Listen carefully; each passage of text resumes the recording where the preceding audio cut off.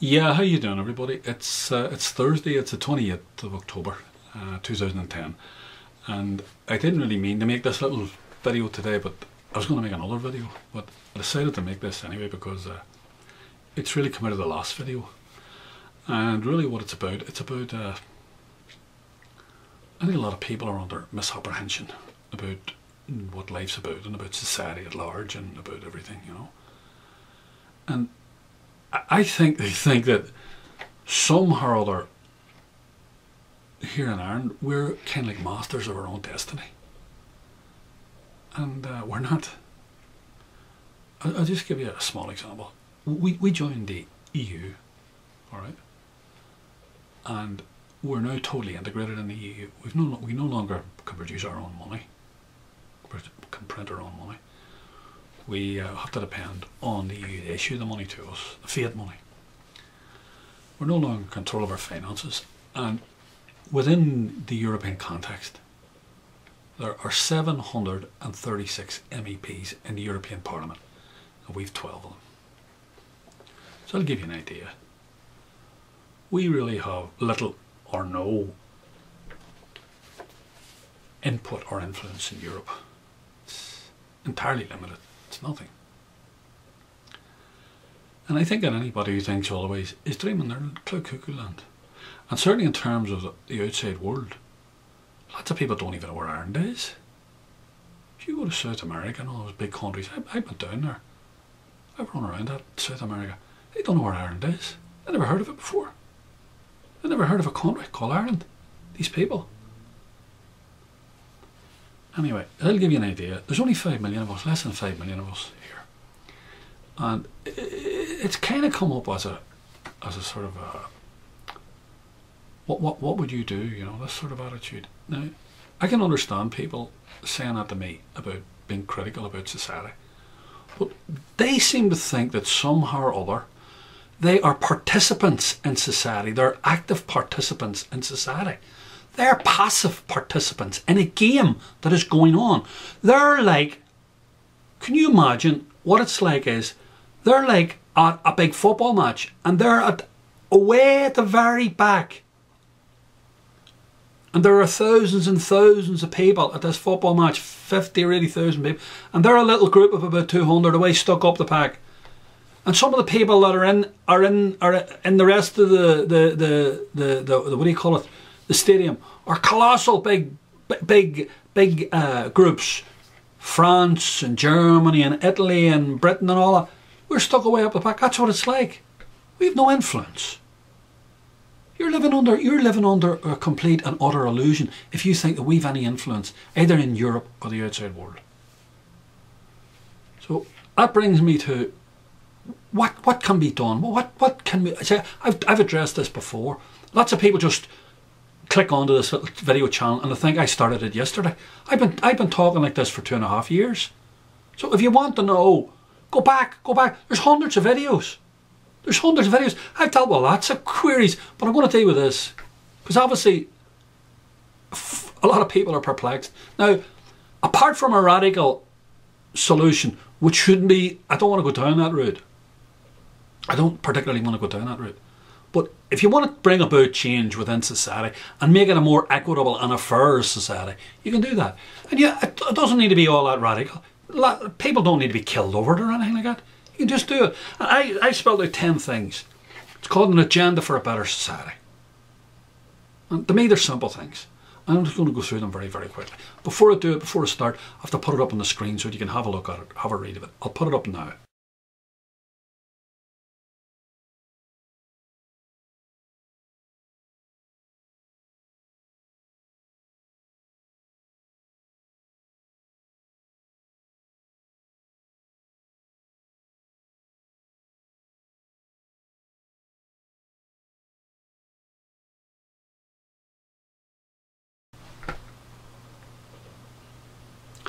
Okay, so it's up there, and if you want to go back, you can install it and have a read of it. And I'll put it up at the end. I'll put it up at the end as well, okay, at the end of this video. All right? It's very simple. They're really simple things. They could be introduced and passed if there was a political will. If the man who was in charge of our society behaved like a leader, he could bring it about very, very quickly. Okay? And how you do it is you'd address the people. And a lot of these are completely non-contentious things. Okay, so I'm just going to deal with them very, very quickly. All right. The first one would be, I think it's vital, a whistleblower's charter.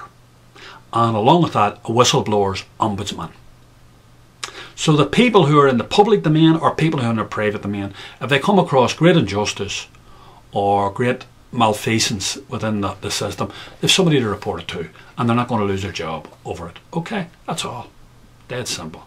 And the actual ombudsman would obviously have to be above reproach.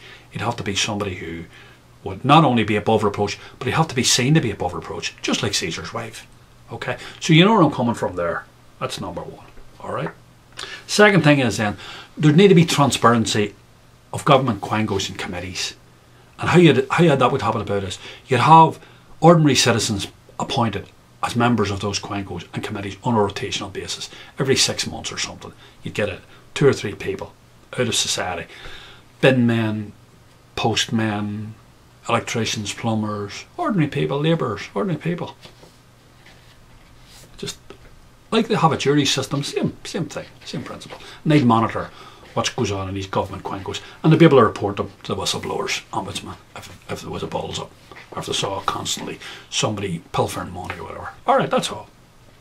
Then you'd have to have corruption laws to deal with members of public and government officials who are members of secret societies.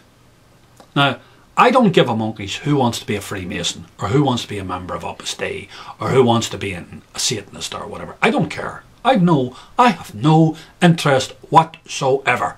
Only thing is, you have to declare it. If you're a public servant, or you work for the state, if you're a private person, I don't give a monkey's what you do. Right?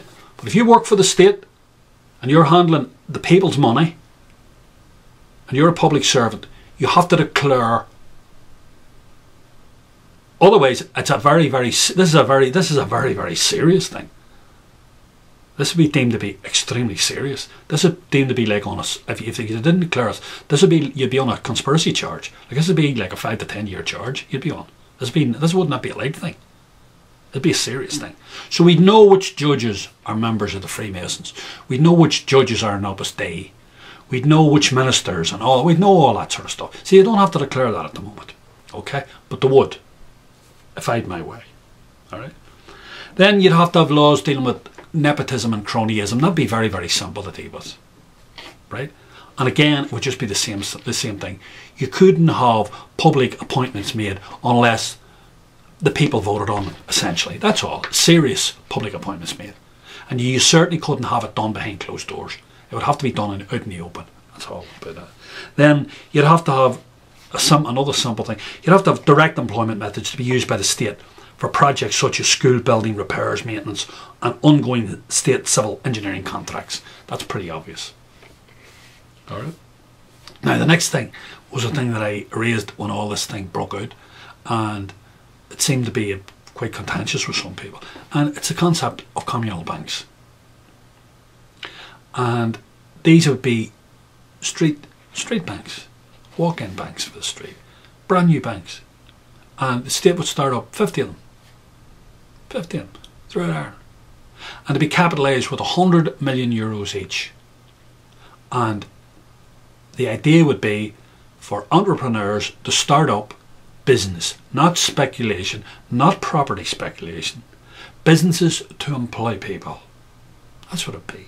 Now a lot of them would fail, but some of them wouldn't. Some will grow to be big businesses, some will grow to be medium-sized businesses, and some will just stay the same size. Some of them would fail. But we've already given over 44 billion, and the bulk of that has gone to one bank, which is a zombie bank, which never dealt with any private clients. It only dealt with corporate and business people, and that was Anglo-Irish. Now this would cost the state 5 billion. Might be a bit difficult now to do because the state can't raise the money. But 2.5 years ago when I suggested it first, would have been a very easy matter to deal with.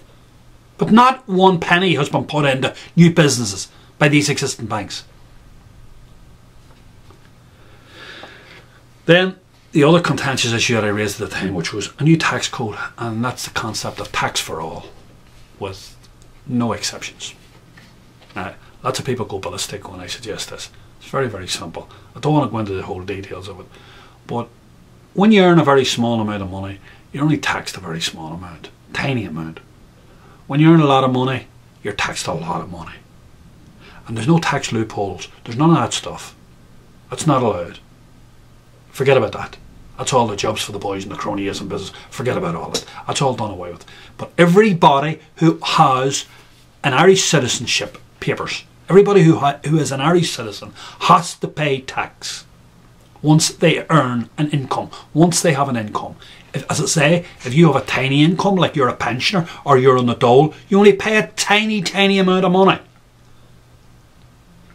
If you're very wealthy, you pay a large amount of money. That's the way society is. Sorry about that. That's the way society that I would want would be. It's very simple.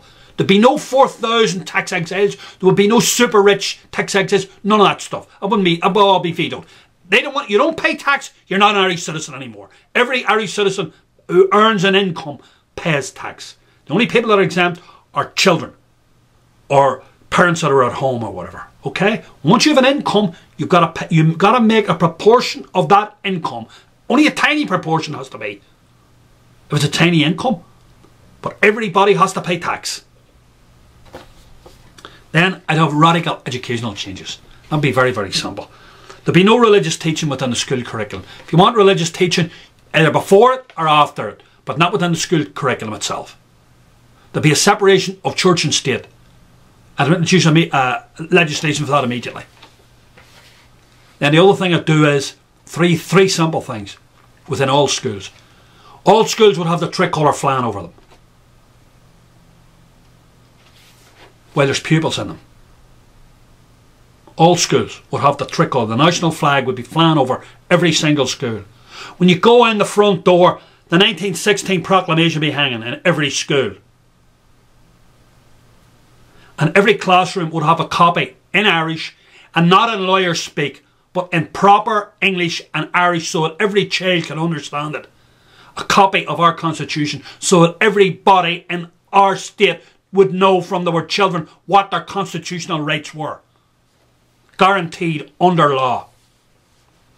Then a final thing would be constitutional amendments for the weakest in society. That's the old age pensioners and children. That's how you judge. That's how you judge a society. How it looks after its weakest. People who are mentally ill. People who are old, frail, and young children. You'd have to have constitutional guarantees for all those people. And then the final thing, which I think is vitally important. After we elect a government, we'd have to have a separate election to elect within the governing party the leader of our state. In other words, the people would have to elect that man. He would be the numero uno. The buck would stop with him. He would be the highest paid civil servant. No one would be paid more than him. Everybody would be earning less than him. That's the way it should be. That's the way it is on ships. And that's what we are. We're SS Ireland. And we're going through very, very turbulent times and turbulent period. We want a captain. We want a man to lead us, or a woman to lead us through this. Otherwise, do you know what the story is? It really will be a Titanic. Anyway, listen, we talk more. Okay? I think if we introduce those 10 issues, we'd have a better society. It would be a more equitable society. And it would be seen by all citizens to be a more equitable society. But I think that's like asking the snows to melt on Everest. It ain't going to happen.